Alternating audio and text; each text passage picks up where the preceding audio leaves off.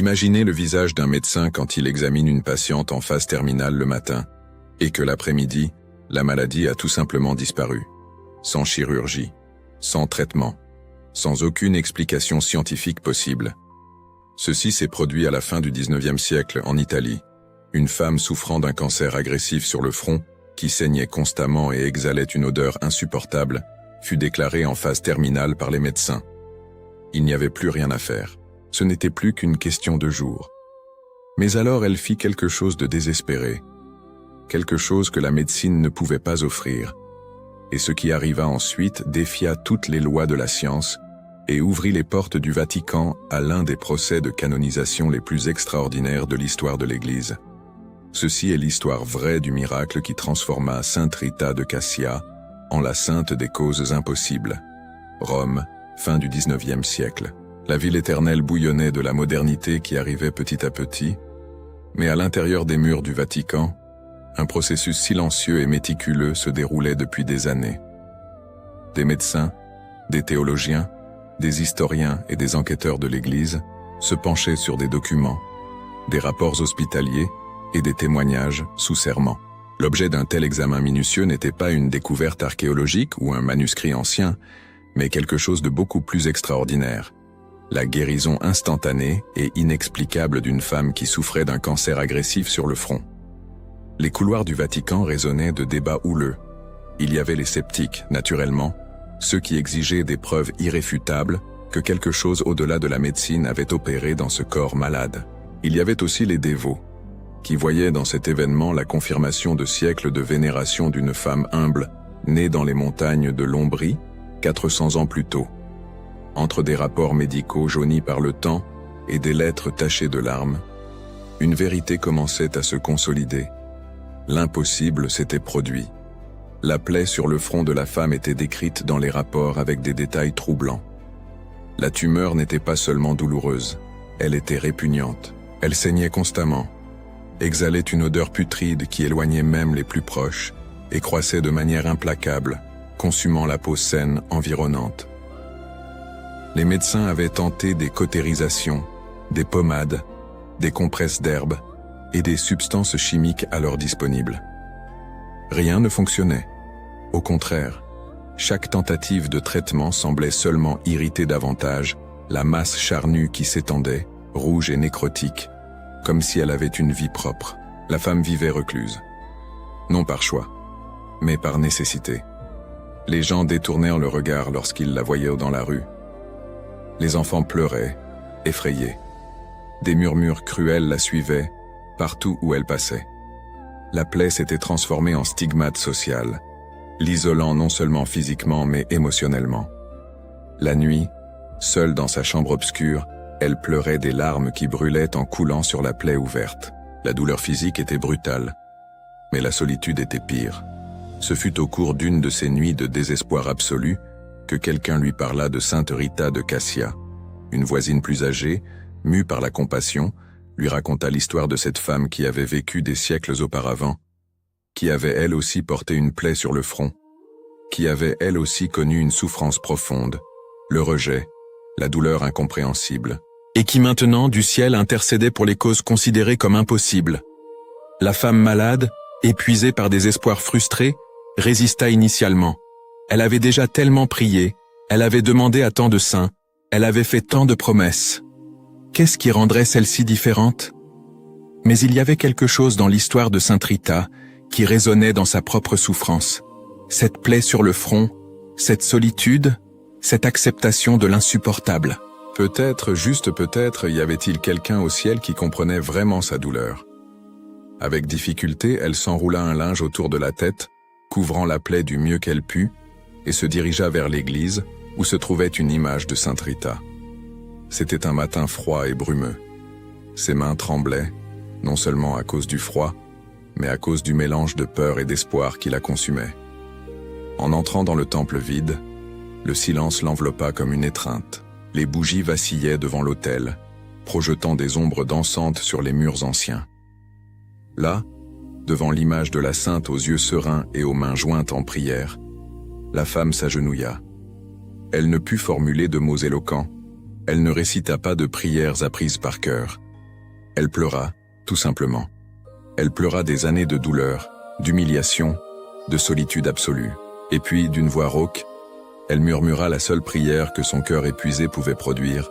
« Sainte Rita, si c'est la volonté de Dieu, guéris-moi. » Ce qui se passa dans les minutes qui suivirent défierait toute explication logique.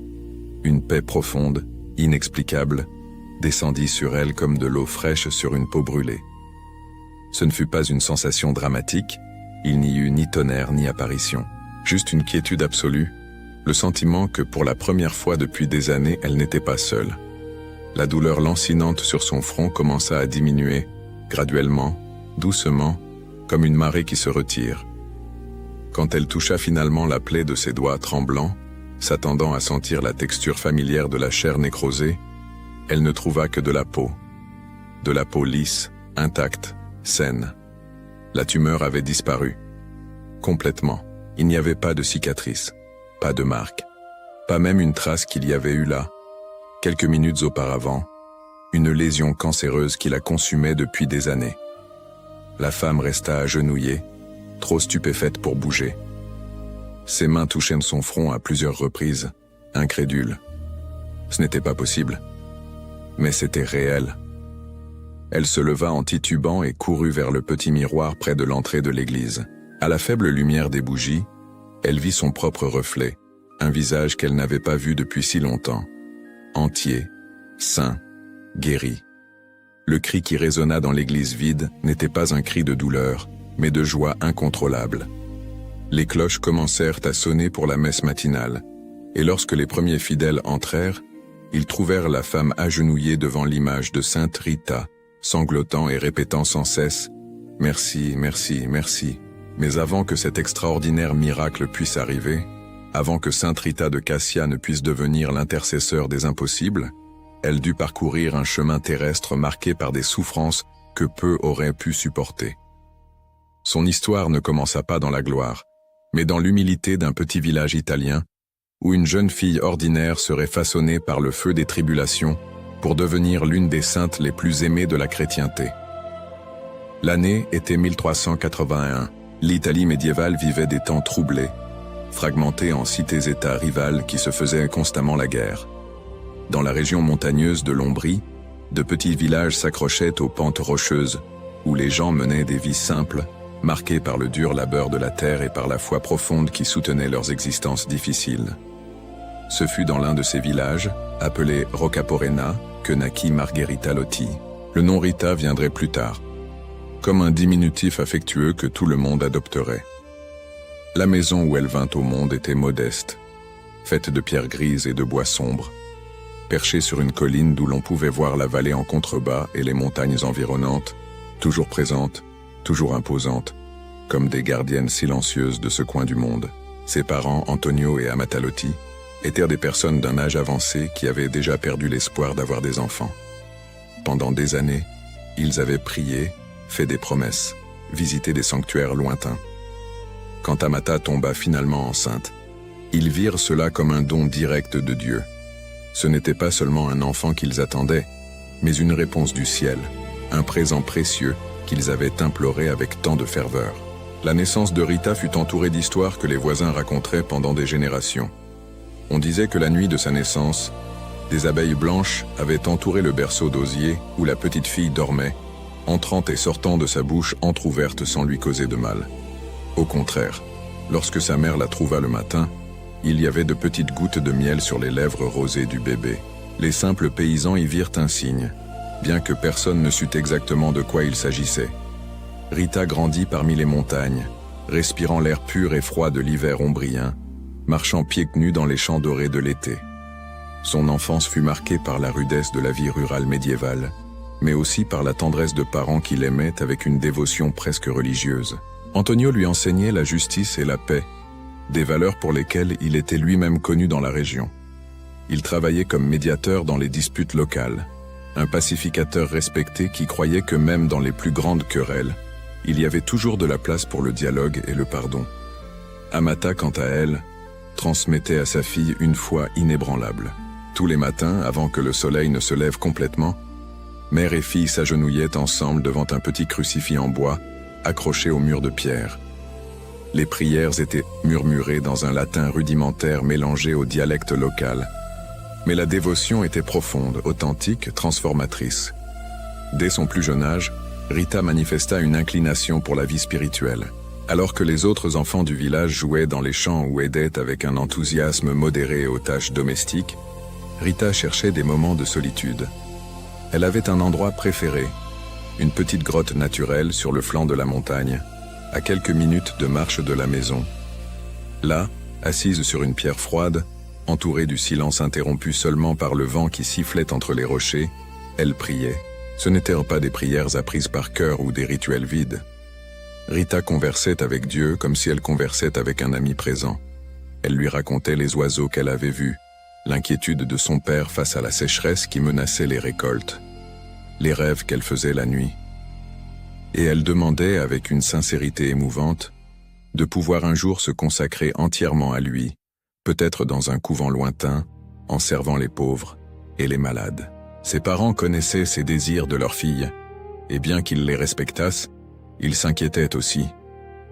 La vie religieuse féminine dans l'Italie médiévale n'était pas facile. Les couvents étaient peu nombreux et n'acceptaient que des jeunes filles avec des dots substantielles. De plus, dans une société où les alliances familiales étaient établies par des mariages arrangés, la décision d'une jeune fille d'entrer dans la vie religieuse pouvait être considérée comme une offense, surtout si des accords matrimoniaux étaient déjà en cours de négociation.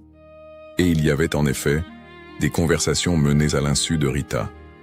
Paolo Mancini était un jeune homme de la région, connu pour sa forte personnalité et son tempérament explosif. Il venait d'une famille influente, impliquée dans les disputes et les vendettas constantes qui marquèrent la vie politique locale. Ce n'était pas exactement le type d'homme qu'Antonio aurait naturellement approuvé, mais les pressions sociales étaient réelles, et le refus pouvait entraîner des conséquences dangereuses pour toute la famille Lotti. Rita avait 16 ans lorsque ses parents, les larmes aux yeux et le cœur lourd, lui révélèrent que son mariage avait été arrangé. La jeune femme, qui rêvait de voiles de nonne et de nuits passées en prières silencieuses, vit ses plans s'effondrer.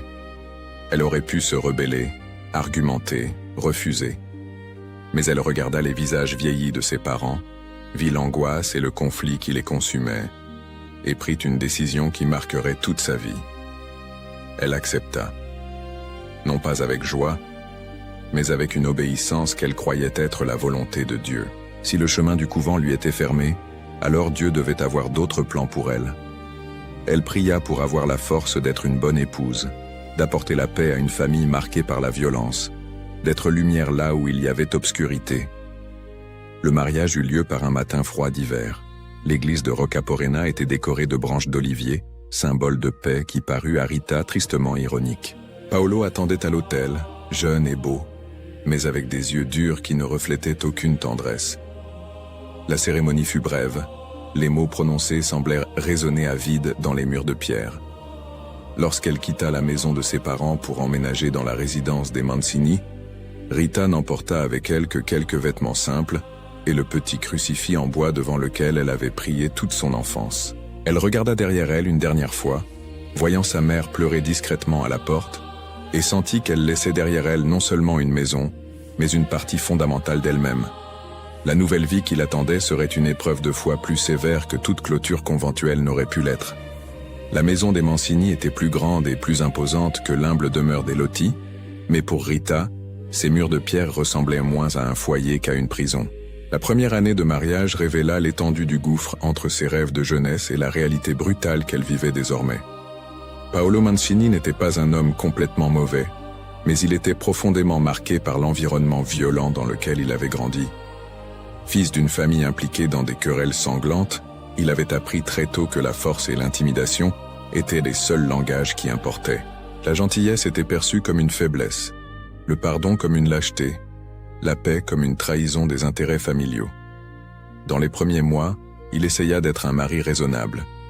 Il subvenait aux besoins de Rita, ne lui refusait pas les nécessités de base, manifestait même des gestes d'affection occasionnels. Mais sa vraie nature ne tarda pas à émerger. Le tempérament explosif se manifestait par des accès de colère disproportionnés. Un repas servi trop tiède, un mot mal interprété, un regard qu'il jugeait irrespectueux. tout pouvait déclencher des tempêtes de fureur. Rita apprit à reconnaître les signes. La mâchoire tendue, les poings serrés, le ton de voix qui passait subitement de conversationnel à menaçant. Dans ces moments-là, elle se repliait dans le silence, baissait les yeux, devenait petite et invisible. Mais cela n'était pas toujours suffisant.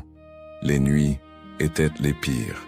Lorsque Paolo revenait des réunions avec les autres hommes de la famille, discutant de stratégies de vengeance contre les rivaux, planifiant des embuscades et des représailles, il arrivait chargé d'une énergie violente qui devait être déchargée.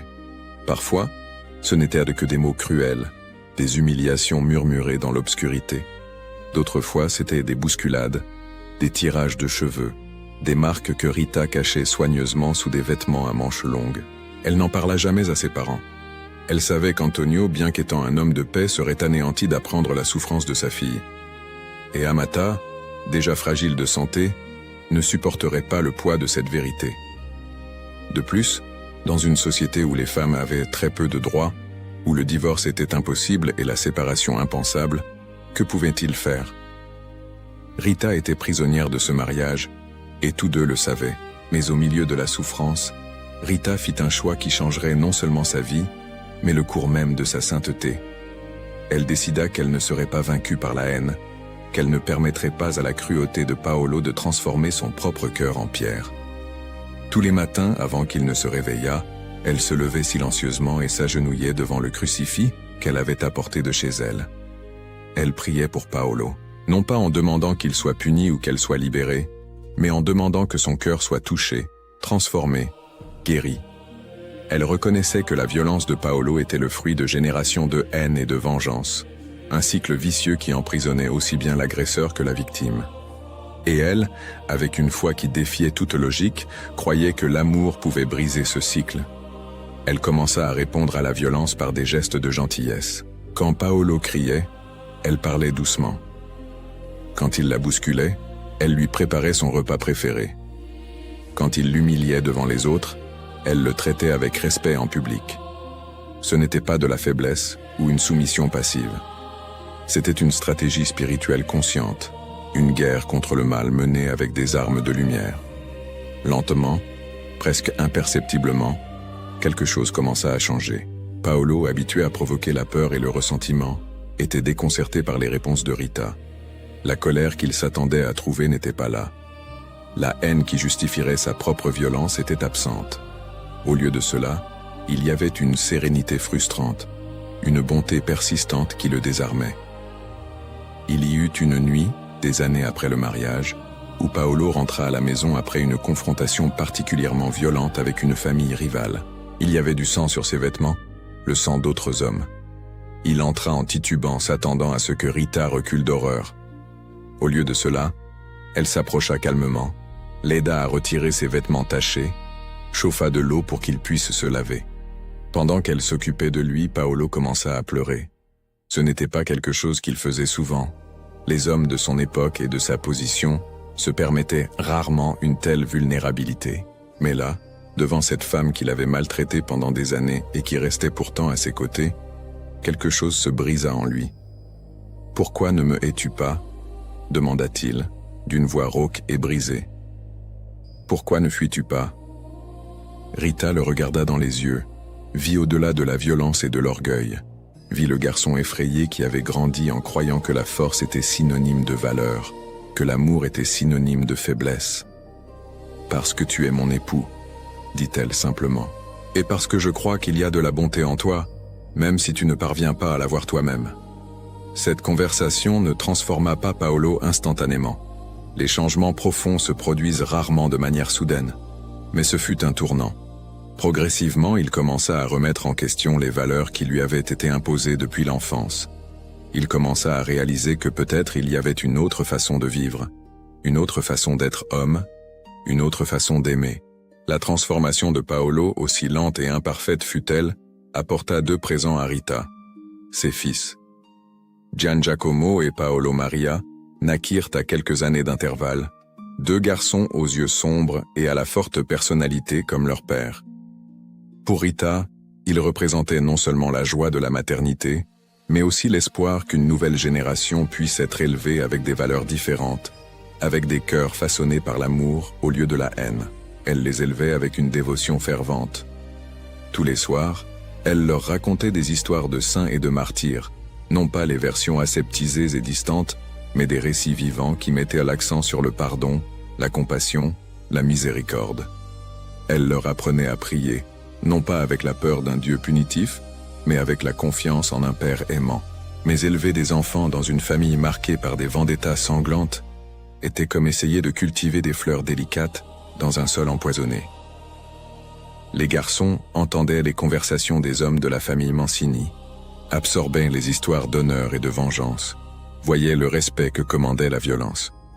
Rita luttait contre ces influences, mais c'était une bataille constante, épuisante.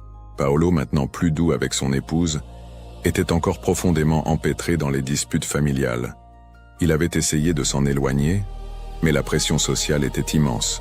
Abandonner la famille au milieu d'une querelle serait considéré comme une trahison, une lâcheté, un déshonneur.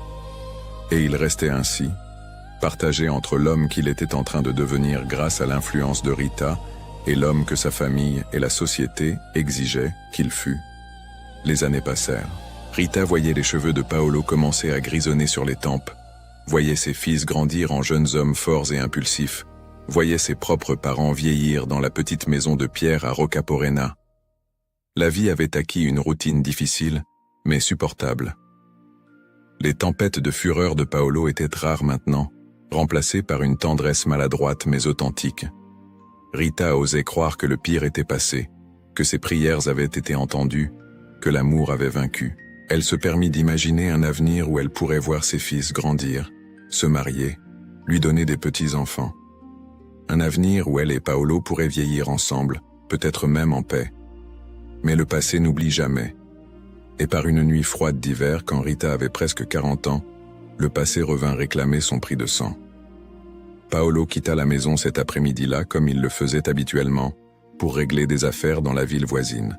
Il embrassa Rita sur le front, un geste qui aurait été impensable des années auparavant, mais qui était maintenant devenu coutumier entre eux. Il fit signe de la main aux enfants qui jouaient dans la cour. Rien, ce jour-là, n'indiquait que ce serait le dernier. L'embuscade fut planifiée méticuleusement. D'anciens ennemis de la famille Mancini, qui nourrissaient des rancunes vieilles de décennies, attendirent le bon moment. Paolo était seul, désarmé, vulnérable. Ils surgirent des ombres alors qu'ils passaient par une route isolée.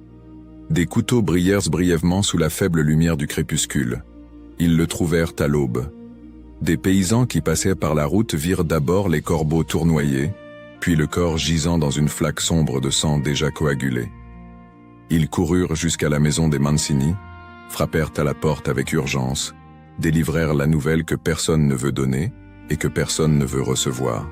Rita entendit les cris avant de comprendre les mots. Elle vit les visages des messagers, lut la vérité en eux avant qu'ils ne pussent parler. Elle sentit ses jambes flancher, le monde tourner, mais elle se força à rester debout. Ses fils avaient besoin d'elle. Ils ne savaient pas encore qu'ils étaient devenus orphelins en une seule nuit violente. Les jours qui suivirent furent un flou de larmes et de rituels funéraires. La maison se remplit de parents des Mancini, tous réclamant vengeance, jurant que le sang de Paolo serait vengé 10 fois. Les voix masculines résonnaient dans les murs de pierre, discutant de stratégie, planifiant des représailles, alimentant le même cycle de violence qui avait tué Paolo. Et Rita, au milieu du chaos, vit ses fils absorber tout cela. Giangiacomo et Paolo Maria, maintenant des adolescents forts et impétueux, écoutèrent leurs oncles avec des yeux brillants de larmes et de haine. Elle les connaissait suffisamment bien pour reconnaître ce qui se passait dans leur jeune cœur. La semence de la vengeance était plantée, et si elle germait, elle ne produirait que davantage de morts. Elle essaya de leur parler, de les tirer loin des discussions violentes, de leur rappeler les enseignements qu'elle leur avait donnés toute leur enfance. Mais les garçons, consumés par la douleur de la perte et par la pression sociale pour se montrer des hommes d'honneur, s'éloignèrent d'elle. « Père a été assassiné !»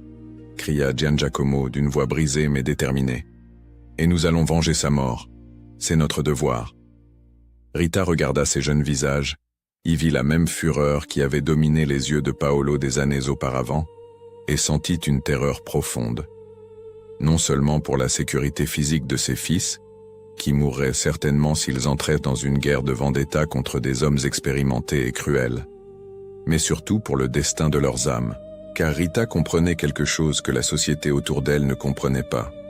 La vengeance n'honore pas les morts, elle ne fait que multiplier la mort. La haine n'apporte pas la justice, elle ne fait que perpétuer l'injustice.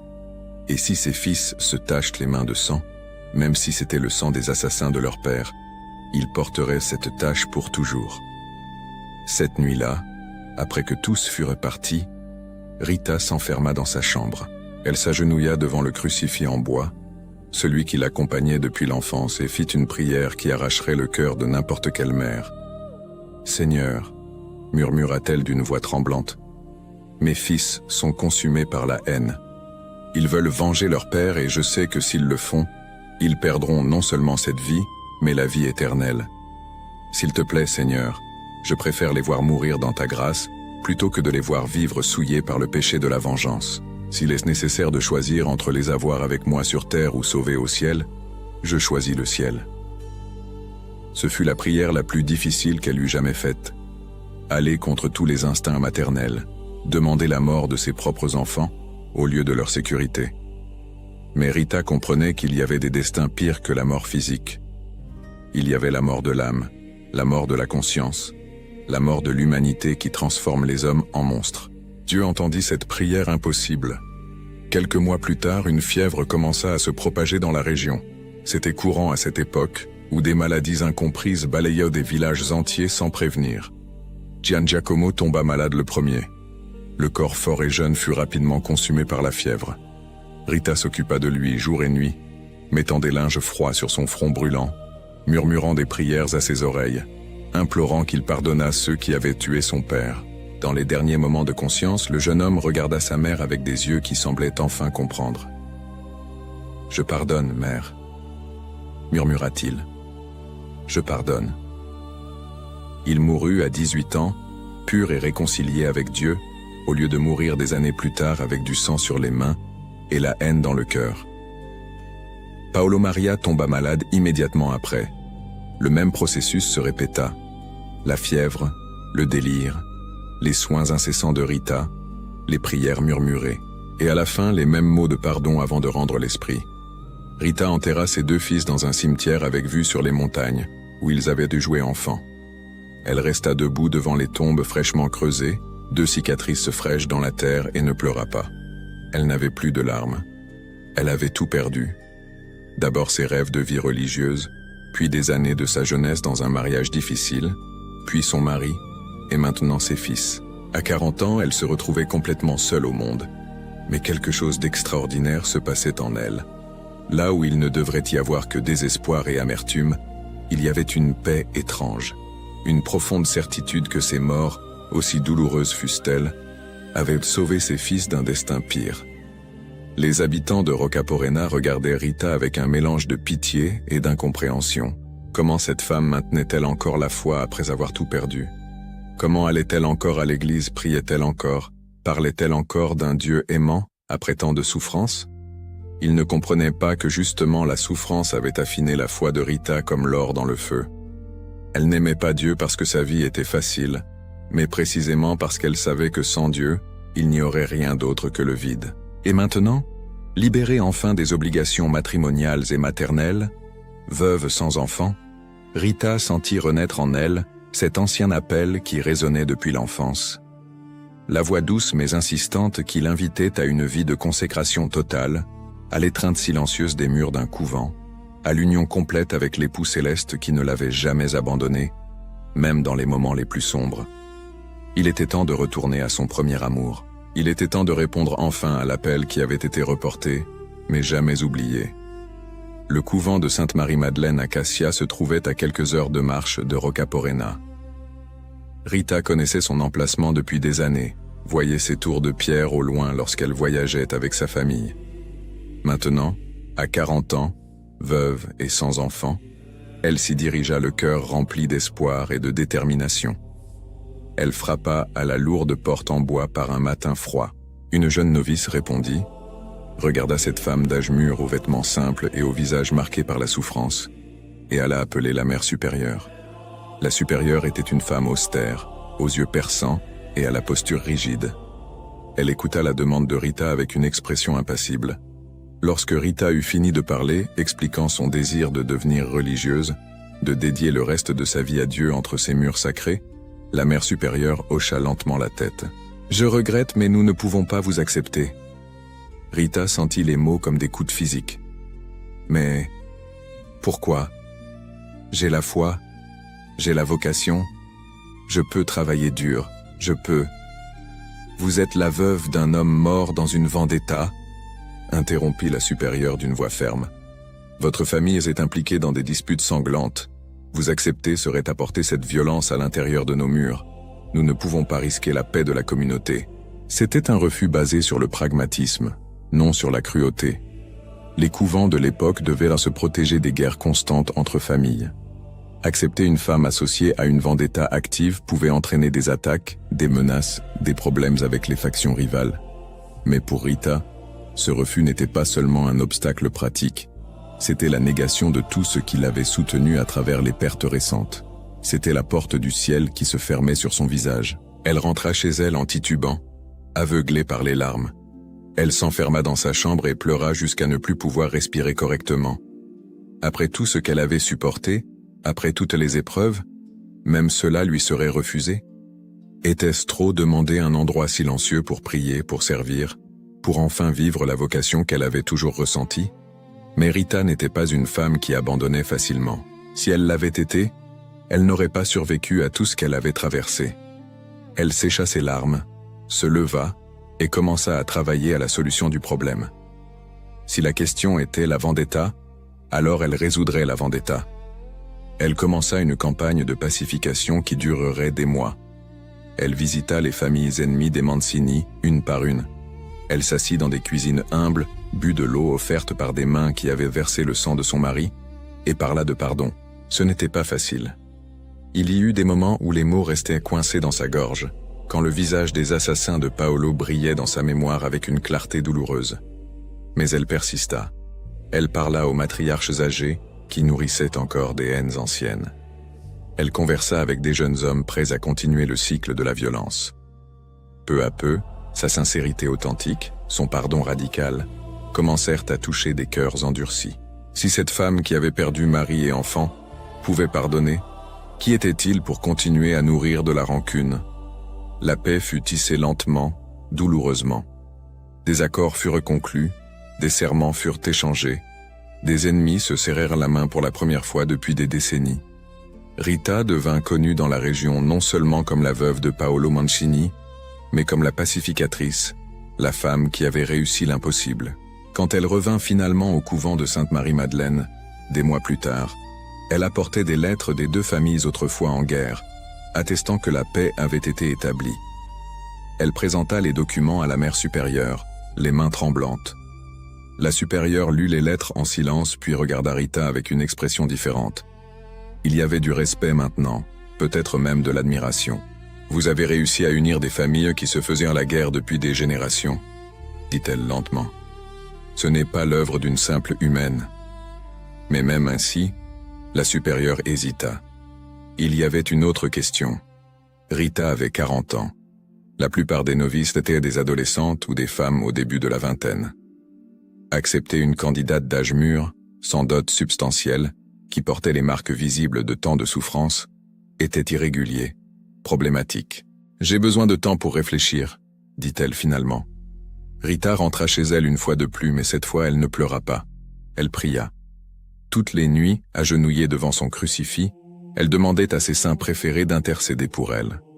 Saint Jean-Baptiste, Saint Augustin et surtout Saint Nicolas de Tolentino, un moine augustin qui vivait non loin, dont la sainteté était déjà reconnue dans la région. Et puis il se produisit quelque chose que les chroniqueurs ultérieurs décriraient comme miraculeux, bien qu'il n'y eut jamais de preuve définitive. Une nuit, Rita fit un rêve extraordinairement vivant. Elle se voyait être conduite par les trois saints jusqu'au couvent. Les portes, qui étaient verrouillées, s'ouvrait miraculeusement. Elle entrait, vêtue de l'habit noir des Augustines. Elle se réveilla le cœur battant. Le rêve avait été si réel, si vif, que pendant un instant elle ne sut pas si elle était éveillée ou endormie. Elle décida, dans un élan de foi pure, d'aller au couvent immédiatement, même s'il faisait encore nuit. Elle marcha sur les sentiers montagneux sous le clair de lune, sans peur, soutenue par une certitude inexplicable. Quand elle arriva au couvent, les premières lueurs de l'aube commençaient à éclaircir le ciel. Et là, devant la porte principale qui aurait dû être verrouillée, elle trouva l'entrée ouverte. Elle entra silencieusement.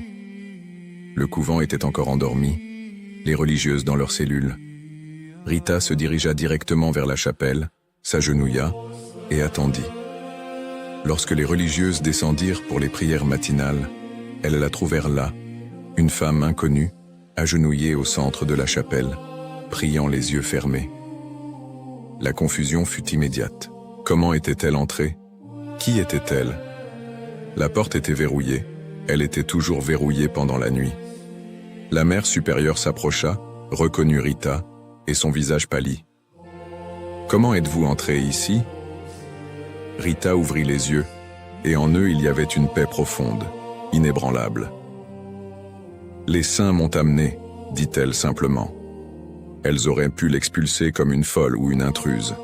Elles auraient pu appeler les autorités. Mais il y avait quelque chose dans cette femme agenouillée, dans cette foi inébranlable, dans cette sérénité impossible après tant de souffrances, qui toucha le cœur des religieuses. Elles virent en elle non pas une intruse, mais un signe. La mère supérieure prit une décision qui allait à l'encontre de toutes les règles et protocoles. « Vous pouvez rester, dit-elle, mais vous devrez prouver votre vocation comme n'importe quel novice, indépendamment de votre âge. » Rita accepta. Elle aurait accepté n'importe quelle condition. Finalement, après 40 ans d'attente, après un mariage difficile, après la perte de son mari et de ses fils, après des portes fermées et des cœurs brisés, elle était là, où elle avait toujours su qu'elle devait être. Les murs du couvent l'accueillirent, et à l'intérieur de ces murs, Rita s'épanouirait d'une manière que personne n'aurait pu imaginer. La vie conventuelle n'était pas le refuge romantique que les gens de l'extérieur imaginaient. Elle était dure, disciplinée, marquée par des horaires stricts et des privations constantes. Les Augustines de Cassia suivaient une règle stricte. Elles se levaient avant l'aube pour les premières prières, passaient la journée au travail manuel et à la prière, prenaient des repas simples en silence, dormaient dans des cellules individuelles froides et austères. Pour Rita, c'était le paradis. Après des années à s'occuper d'un mari difficile et de fils impétueux, après des décennies à arbitrer des conflits et à supporter la violence domestique, la structure et la paix du couvent étaient comme de l'eau fraîche pour une âme assoiffée. Elle se réveillait avec joie pour les matines dans le froid de l'aube. Elle priait le chapelet avec les autres sœurs, sentant chaque Ave Maria comme une caresse divine. Elle travaillait dans le potager du couvent avec gratitude, pour pouvoir planter des graines dans la terre au lieu de devoir constamment éteindre des foyers de haine. Les autres religieuses, initialement sceptiques quant à cette novice d'âge mûr qui était entrée de manière si irrégulière, réalisèrent vite que Rita était spéciale. Alors que les jeunes novices se plaignaient du froid, de la nourriture insipide, de la dureté des bancs de bois pendant les longues heures de prière, Rita ne se plaignait jamais. Au contraire, elle semblait briller d'une joie intérieure qui contagiait les autres. Il y avait aussi sa capacité extraordinaire à pardonner et à pacifier. Même à l'intérieur du couvent, parmi des femmes dédiées à Dieu, surgissaient inévitablement des frictions et des ressentiments. Rita devint la médiatrice naturelle, celle vers qui les sœurs se tournaient en cas de désaccord. Elle écoutait les deux côtés avec une patience infinie, puis offrait des perspectives qui aidèrent les personnes impliquées à voir au-delà de leurs propres égos blessés. Un jour, la mère supérieure l'appela pour un entretien privé. Rita avait un peu plus d'1 an de noviciat, et elle craignait qu'il y ait un problème. « Sœur Rita », commença la supérieure, utilisant pour la première fois le titre que Rita avait tant désiré. « Je vous ai observé attentivement. Il y a quelque chose en vous qui est différent des autres novices, quelque chose qui va au-delà de la simple dévotion. » Rita baissa les yeux, humble. « J'essaie seulement de servir Dieu avec joie, ma mère. c'est plus que cela. Vous portez une profondeur spirituelle forgée dans la souffrance. Vous avez traversé des épreuves qui briseraient la plupart des gens, mais au lieu de l'amertume, vous avez développé une compassion radicale. La supérieure fit une pause, choisissant les mots suivants avec soin. Je crois que Dieu a des plans spéciaux pour vous, des plans que nous ne comprenons peut-être pas encore complètement. Ces mots se révéleraient en prophétique. Rita prononça ses vœux définitifs à 43 ans, devenant officiellement une sœur Augustine. Ce fut l'un des jours les plus heureux de sa vie. Vêtue de l'habit noir et du voile blanc, elle s'agenouilla devant l'autel et prononça les mots qui la liaient éternellement au Christ. Je promets obéissance, pauvreté et chasteté, jusqu'à la mort. Des larmes coulaient sur son visage, mais c'étaient des larmes de joie pure. Elle était enfin épouse, mais épouse de l'époux céleste qui ne la blesserait jamais, ne l'abandonnerait jamais, ne mourrait jamais. Dans les années qui suivirent, Rita développa une vie de prière intense. Elle passait des heures dans la chapelle après la fin des prières communautaires, agenouillée en contemplation silencieuse. Ses sœurs la trouvaient parfois là tard dans la nuit, immobile comme une statue, absorbée dans une extase mystique qu'elle ne faisait qu'apercevoir. Mais Rita ne s'isolait pas du monde, dans une spiritualité éthérée. Au contraire, elle se dédiait intensément aux travaux pratiques du couvent. Elle prenait soin des malades avec une tendresse maternelle, travaillait dans la cuisine à préparer les repas simples, nettoyait les couloirs de pierre, maintenait le potager productif. Elle trouvait Dieu aussi bien dans la prière contemplative que dans l'humble travail manuel. Ce fut lors d'un vendredi saint, des années après être entrée au couvent, que Rita eut une expérience qui la marquerait pour le reste de sa vie. Elle était dans la chapelle, méditant sur la passion du Christ comme elle le faisait tous les vendredis saints, mais ce jour-là en particulier, sa contemplation atteignit une profondeur inédite. Elle regardait le crucifix au-dessus de l'autel, ce Christ de bois au corps contorsionné dans l'agonie, couronné d'épines, saignant des plaies, des clous et de la lance. Et pour la première fois, elle ne voyait pas seulement une représentation artistique de la souffrance divine, elle voyait sa propre souffrance reflétée dans ce corps torturé. Son mariage difficile était les flagellations, la mort de ses fils était la lance dans le cœur, les rejets et les humiliations étaient à les épines. Et elle comprit, avec une clarté qui la traversa comme la foudre, que sa souffrance n'avait jamais été inutile ou dénuée de sens. Chaque douleur, chaque larme, chaque moment d'angoisse avait été une participation à la souffrance rédemptrice du Christ. Elle n'avait pas souffert seule. Le Christ avait souffert avec elle, en elle, à travers elle. Saisie par cette révélation, Rita fit une prière qui résonnerait à travers les siècles. « Seigneur, permets-moi de souffrir avec toi. Permets-moi de porter une marque de ton amour, afin que je n'oublie jamais le prix que tu as payé pour moi. » C'était une prière dangereuse. Demander la souffrance quand on aurait pu demander le soulagement. Demander des plaies quand on aurait pu demander la guérison. Mais Rita ne craignait pas la souffrance. Elle avait appris que la souffrance acceptée avec amour avait un pouvoir transformateur, un pouvoir rédempteur. Quand elle leva les yeux à nouveau vers le crucifix, elle vit l'une des épines se détacher de la couronne du Christ et voler dans sa direction. Elle sentit un impact aigu, pénétrant sur son front. Une douleur intense explosa dans sa tête, si forte qu'elle tomba à la renverse, s'évanouissant. Les sœurs la trouvèrent et quelques minutes plus tard évanouie sur le sol de la chapelle. Et quand elles l'aidèrent à se relever, elles virent avec horreur. Il y avait une plaie profonde sur son front, exactement à l'endroit où une épine de la couronne du Christ aurait pu se loger. La plaie saignait abondamment, tachant le voile blanc de Rita. Mais le plus troublant était l'odeur qui s'en dégageait.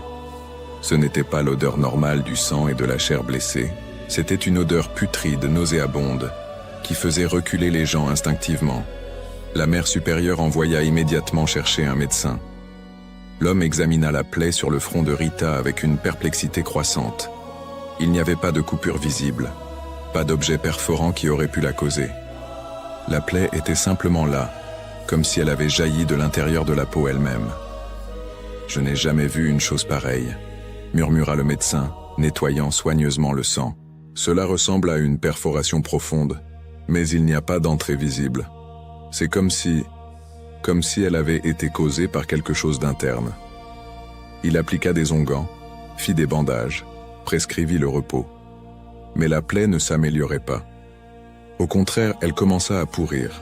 La chair environnante se nécrosait, créant une cavité de plus en plus grande.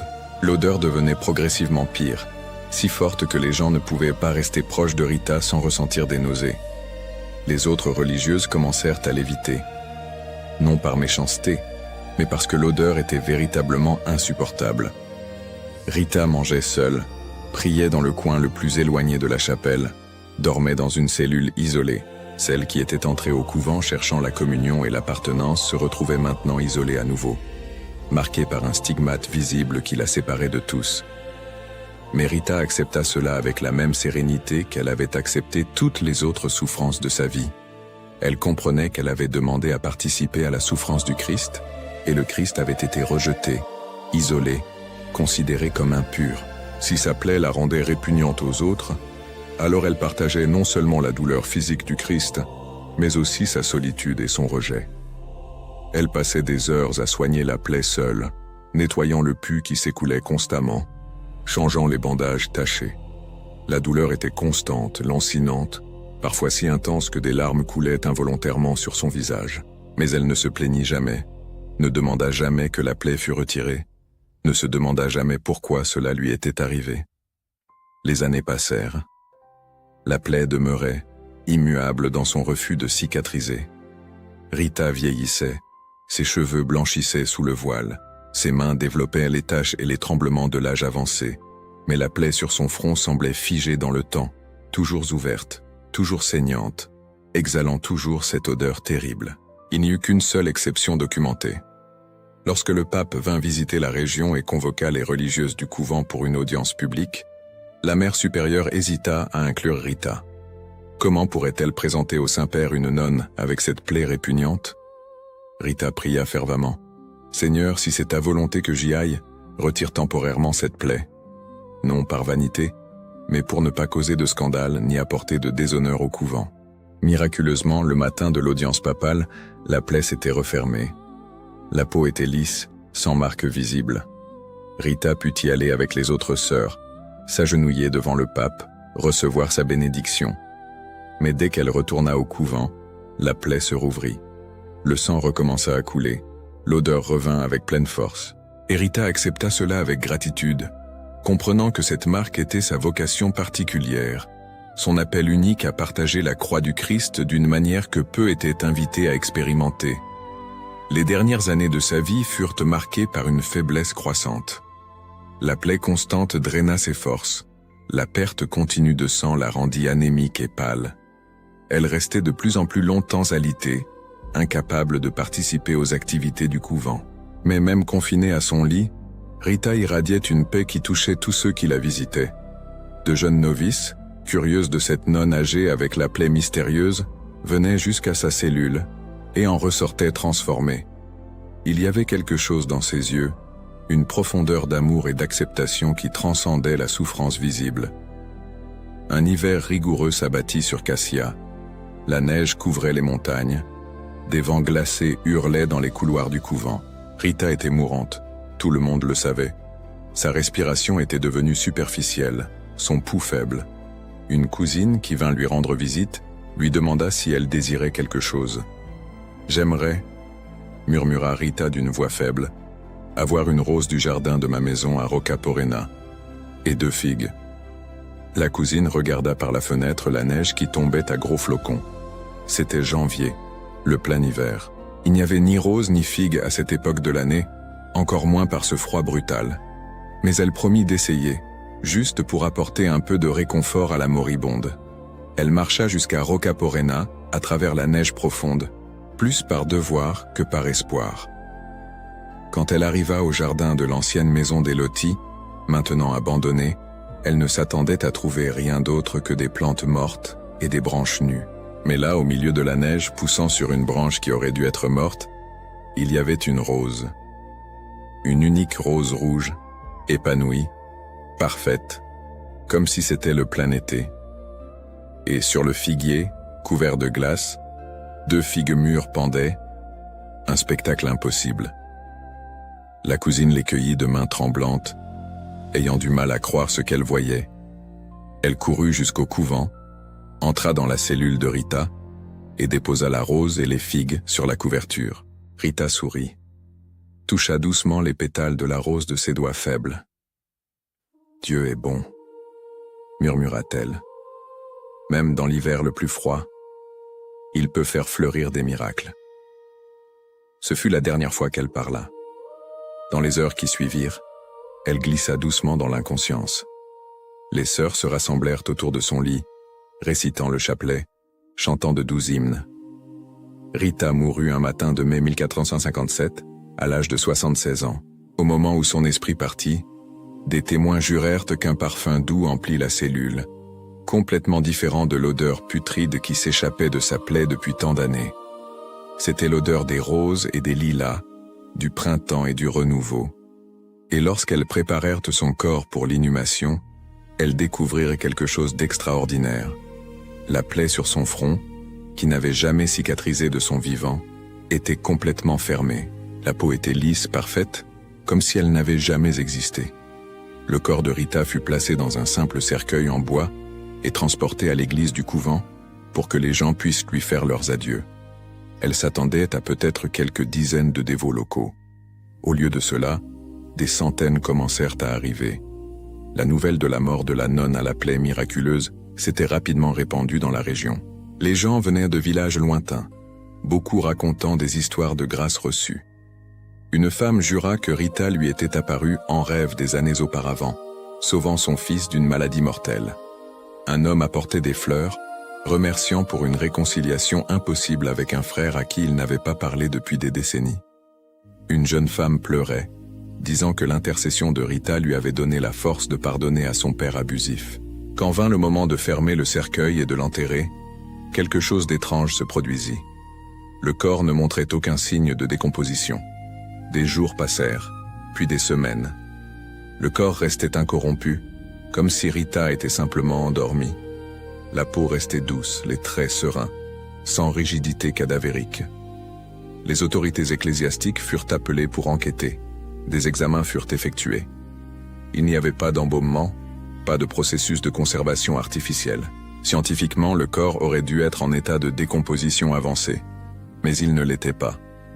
Ils décidèrent alors de ne pas enterrer le corps, mais de le placer dans une châsse de verre où il pourrait être vénéré.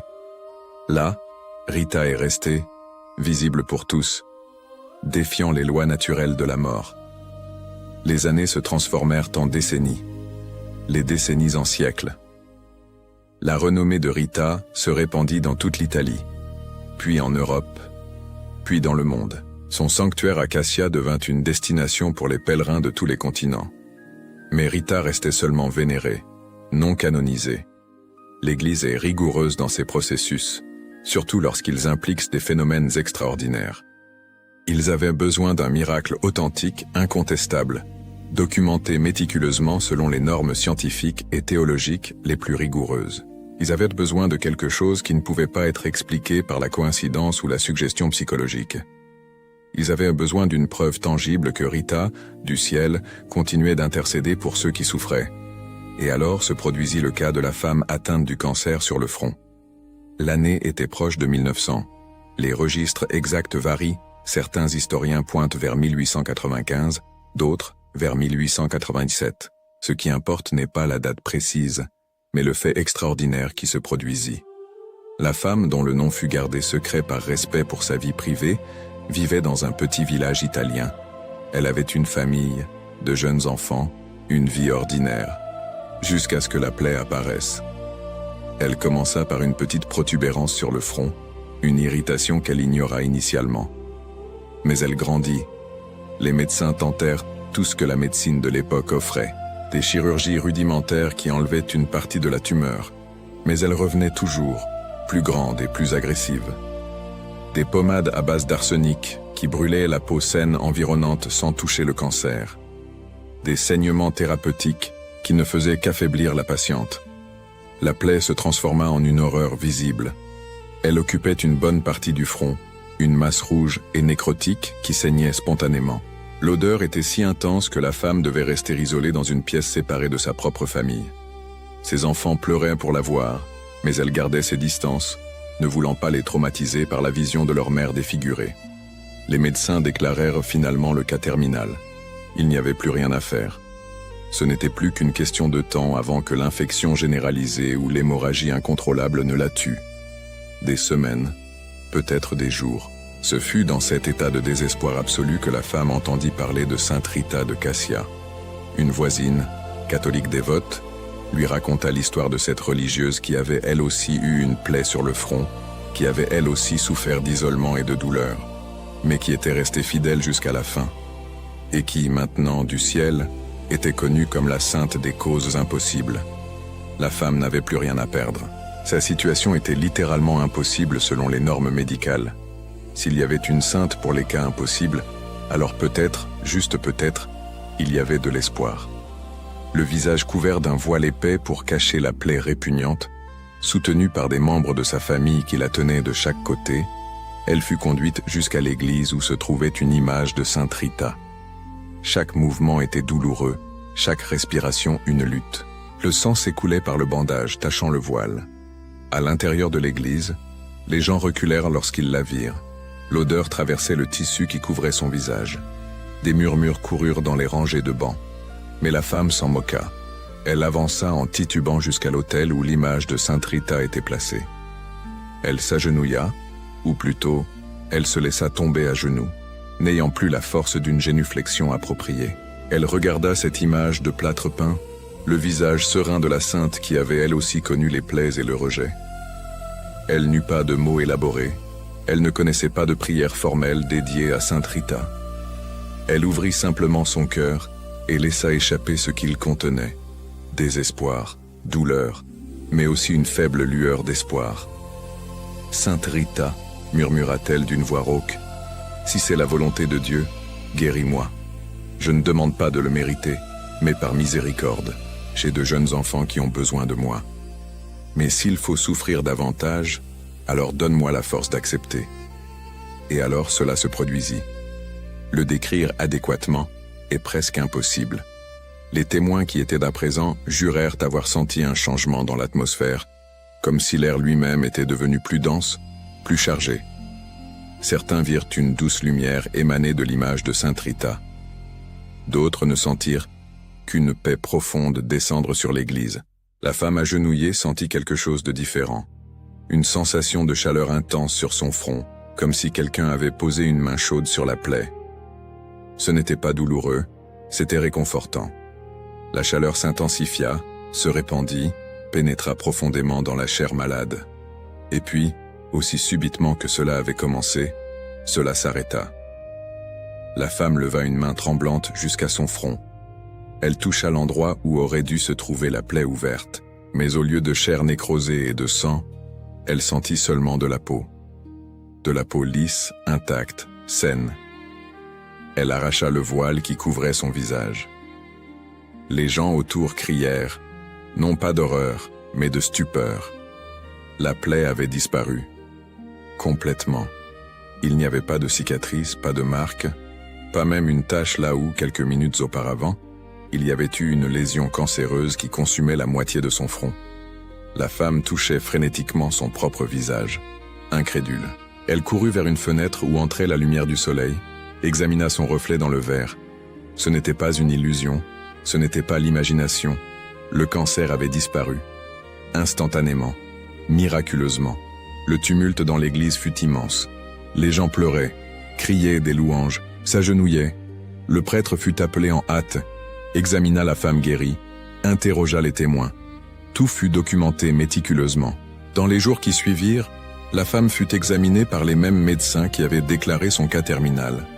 Ils firent des analyses, comparèrent avec les registres précédents, cherchèrent désespérément une explication rationnelle. Il n'y en avait aucune. Les rapports médicaux étaient sans équivoque. La tumeur cancéreuse qui détruisait l'os frontal de la patiente, qui saignait abondamment, qui exhalait une odeur putride de nécrose, avait disparu sans laisser de traces. La peau était parfaitement régénérée, sans aucune cicatrice qui indiquerait une chirurgie ou un processus de guérison naturelle. L'os, que des examens antérieurs montraient partiellement rongé par le cancer, était complètement intact. Il n'y a pas d'explication médicale possible. écrivit le médecin principal dans son rapport officiel.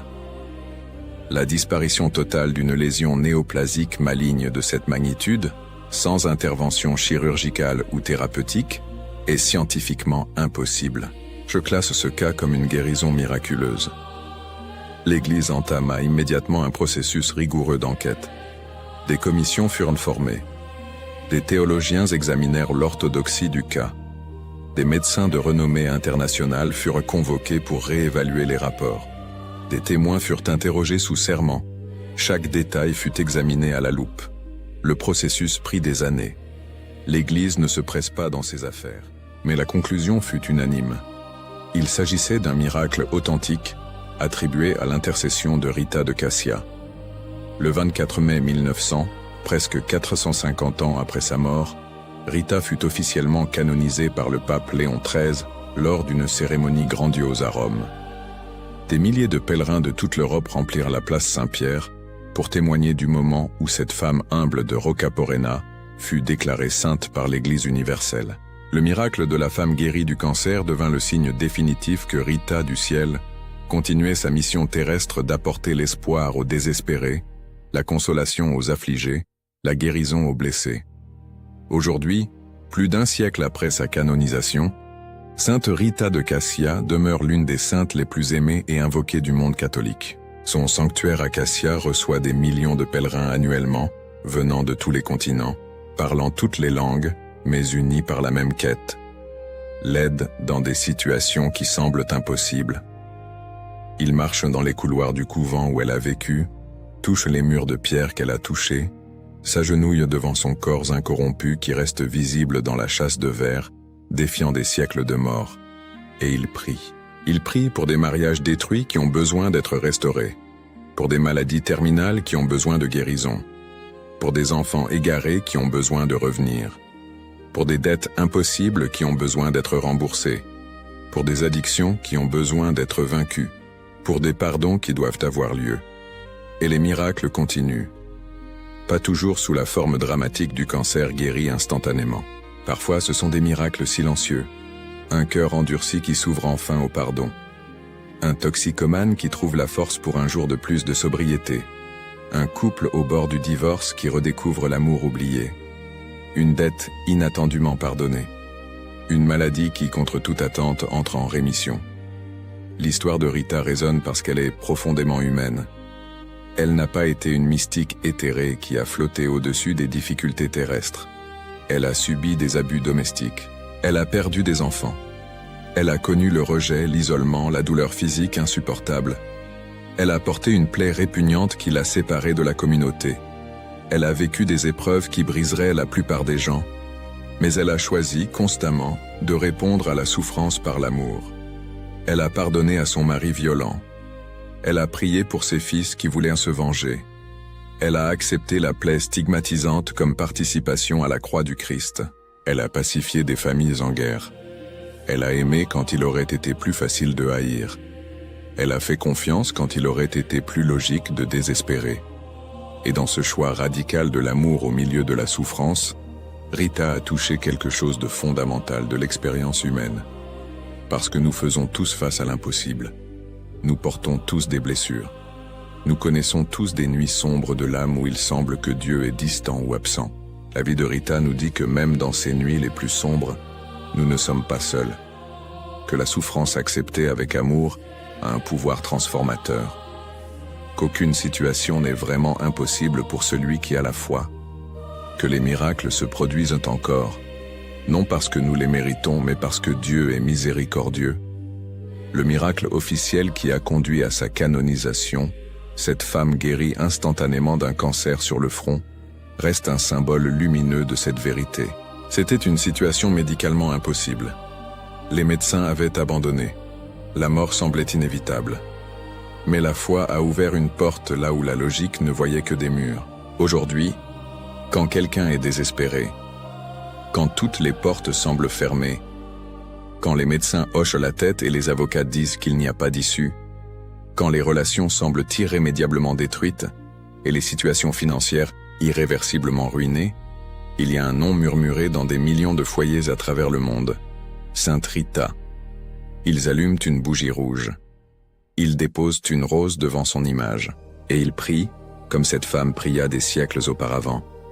Sainte Rita des causes impossibles, intercède pour moi.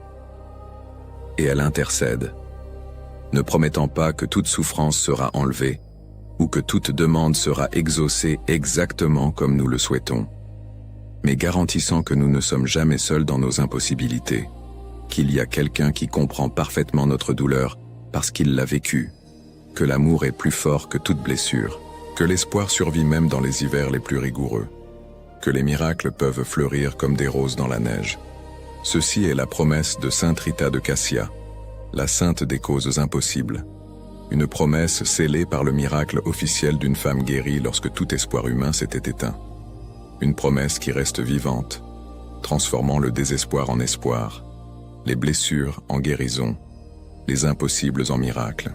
Et il en sera ainsi, tant qu'il y aura des cœurs humains confrontés à des situations impossibles, et cherchant l'intercession de cette femme humble qui, au cours de 76 années de vie terrestre marquées par des souffrances extraordinaires, a appris le secret le plus profond, qu'avec Dieu, vraiment, rien n'est impossible.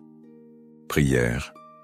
Ô glorieuse Sainte Rita de Cassia, sainte des causes impossibles et avocate des désespérés, toi qui as connu dans ta vie la souffrance profonde du mariage difficile, la douleur du veuvage précoce et l'angoisse de perdre tes enfants, et qui malgré cela a choisi le chemin du pardon et de l'amour, je me place devant toi avec le cœur rempli d'espoir et de confiance en ta puissante intercession. Toi qui as porté sur ton front la marque sacrée de l'épine du Christ, partageant sa passion rédemptrice, et qui as accepté avec sérénité l'isolement et la douleur que cette plaie te causait, apprends-moi à embrasser ma propre croix avec la même foi inébranlable qui t'a soutenu toute ta vie. Sainte Rita, toi qui as pacifié des familles en guerre et transformé des cœurs endurcis par la haine, intercède pour moi dans cette situation qui semble impossible à résoudre, et qui me vole la paix et l'espoir. Présente au Seigneur Jésus, ton époux céleste, cette intention que je porte dans mon cœur, confiant que rien n'est impossible à Dieu lorsque nous comptons sur ton intercession maternelle. Toi qui, même au cœur de l'hiver, as fait fleurir des roses et mûrir des figues, démontrant que Dieu peut accomplir des miracles lorsque nous nous y attendons le moins, obtiens-moi la grâce dont j'ai tant besoin, si c'est la volonté divine, et pour le bien de mon âme. Aide-moi à pardonner comme tu as pardonné, à aimer comme tu as aimé, et à faire confiance comme tu as fait confiance, même lorsque toutes les portes semblent fermées et que tous les espoirs humains sont épuisés. Sainte Rita de Cassia, ma chère intercesseur, ne permets pas que je me décourage face aux difficultés, mais fortifie ma foi, afin que je puisse dire, comme tu as dit, que la volonté de Dieu soit faite, et non la mienne. Amen. Ma prière. Père bien-aimé, le cœur humble et reconnaissant, nous nous plaçons en ta présence pour te remercier de l'appel à être des semeurs de ta parole, à travers les vies de tes saints. Nous te remercions pour ce canal, que tu as permis de devenir un pont de foi, connectant les cœurs à ton infinie miséricorde, dans un monde qui cherche tant un refuge. Que chaque biographie sacrée que nous partageons soit un baume pour les âmes fatiguées et un miroir des vertus qui nous rapprochent de toi. Que le témoignage de tes serviteurs et servantes inspire chaque auditeur à chercher une vie de plus grande sainteté, de courage et d'amour du prochain. Nous reconnaissons que nous ne faisons rien par nous-mêmes. Tu es la source de toute inspiration et la force derrière chaque mot. Nous te remercions de nous utiliser comme tes simples instruments pour raconter les merveilles que tu as opérées dans la vie de ceux qui t'ont aimé par-dessus tout. Que cette œuvre continue de renforcer la communion entre nous, transformant cet espace numérique en une véritable famille spirituelle, unie par le même amour pour le Christ et par le désir de suivre ses pas. Nous te consacrons, Seigneur, nos voix, nos esprits et nos cœurs. Que tout ce que nous faisons ici serve à ta plus grande honneur et gloire, et au salut des âmes. Que ta bénédiction descende sur tous ceux qui suivent et soutiennent ce travail, aujourd'hui et toujours. Au nom de Jésus-Christ, ton Fils et notre Seigneur. Amen. L'histoire de Sainte Rita de Cassia nous enseigne qu'il n'existe pas de situation véritablement impossible quand il y a la foi. Cette femme anonyme du 19e siècle, consumée par un cancer qui la défigurait, et l'isolait de tous ceux qu'elle aimait, n'avait plus rien à perdre lorsqu'elle s'agenouilla devant l'image d'une religieuse morte il y a 400 ans. Les médecins avaient abandonné. La science avait déclaré son cas terminal. Les portes humaines étaient toutes fermées. Mais elle découvrit quelque chose qui changerait non seulement sa propre vie, mais résonnerait à travers les générations comme une preuve lumineuse que les miracles se produisent encore. Rita de Cassia n'a pas été canonisée pour avoir eu une vie facile ou privilégiée. Au contraire, elle a été déclarée sainte précisément parce qu'elle a traversé des souffrances qui briseraient la plupart des gens, et qu'elle a pourtant choisi l'amour. Elle a supporté des années de violence domestique et a répondu par le pardon. Elle a perdu son mari et ses fils dans une seule tragédie et a transformé cette douleur en compassion pour les autres. Elle a porté une plaie répugnante qui l'isolait de la communauté et a accepté cela comme une participation à la croix du Christ. Chaque épreuve, chaque larme, chaque moment d'angoisse fut transformé en or spirituel grâce à l'alchimie sacrée de la foi. Le miracle officiel qui ouvrit les portes de sa canonisation ne concernait pas seulement la guérison physique d'une maladie terminale. Il s'agissait de l'espoir renaissant, là où il n'y avait que désespoir. Il s'agissait de portes célestes, qui s'ouvraient, lorsque toutes les portes terrestres se fermaient. Il s'agissait de l'impossible devenant possible grâce à l'intercession de quelqu'un qui comprend parfaitement ce que signifie souffrir, car elle a vécu la souffrance sous sa forme la plus cruelle et la plus humaine. Aujourd'hui, plus d'un siècle après cette canonisation à Rome, des millions de personnes à travers le monde continuent de recourir à Sainte Rita lorsqu'elles font face à leurs propres impossibilités. Des mariages qui semblent irrémédiablement détruits, des maladies que la médecine déclare incurables, des dettes qui mathématiquement n'ont pas de solution, des addictions qui emprisonnent sans espoir de libération, des relations brisées qu'il semble impossible de restaurer. Et dans chacune de ces situations désespérées, il y a des gens qui allument des bougies rouges, placent des roses devant des images et murmurent la même prière désespérée que cette femme murmura des siècles auparavant. Sainte Rita, si c'est la volonté de Dieu, aide-moi. Le message qui résonne à travers les siècles n'est pas que Sainte Rita résout magiquement tous les problèmes ou enlève toute souffrance. Sa propre vie prouve que la sainteté ne signifie pas l'absence de douleur. Mais son histoire nous garantit quelque chose d'encore plus profond, que nous ne sommes jamais seuls dans nos souffrances, qu'il existe quelqu'un qui comprend parfaitement chaque larme parce qu'il les a versées aussi, que l'amour a le pouvoir de transformer même les blessures les plus profondes en source de grâce, que les miracles peuvent fleurir comme des roses impossibles au milieu de l'hiver le plus rigoureux de nos vies. Si cette histoire a touché votre cœur, si vous avez reconnu en Sainte Rita une compagne pour vos propres impossibilités, ou si vous connaissez quelqu'un qui fait face à une situation désespérée et a besoin d'entendre qu'il y a encore de l'espoir, abonnez-vous à la chaîne Histoire Sacrée, la vie des saints, là. Ici sont partagés les parcours réels d'hommes et de femmes qui ont traversé le feu de la souffrance et en sont ressortis transformés, nous laissant non seulement des exemples de foi héroïques, mais aussi la certitude qu'ils continuent d'intercéder du ciel pour tous ceux qui implorent de l'aide. Laissez votre j'aime sur cette vidéo pour que plus de gens puissent connaître le miracle extraordinaire qui a conduit à la canonisation de Sainte Rita. Partagez-la avec cette personne que vous savez être en train de traverser des moments difficiles et qui a besoin d'un signe d'espoir. Car parfois, le plus grand miracle que nous puissions témoigner est de voir quelqu'un recevoir exactement le message qu'il avait besoin d'entendre au bon moment. Et avant de partir, répondez dans les commentaires. Avez-vous déjà vécu une situation qui semblait impossible à résoudre et avez-vous été surpris par une solution inattendue? Ou y a-t-il une cause impossible pour laquelle vous demandez l'intercession de Sainte Rita en ce moment? Partagez votre histoire car votre expérience pourrait être exactement l'encouragement dont une autre personne a besoin pour ne pas abandonner. Profitez-en également pour regarder l'une des vidéos qui apparaît ici, choisie spécialement pour vous. Ce sont des histoires d'autres saints et saintes qui, comme Rita, ont prouvé qu'avec Dieu, vraiment rien n'est impossible. Que Sainte Rita de Cassia intercède pour vous et pour tous ceux que vous aimez. À la prochaine vidéo.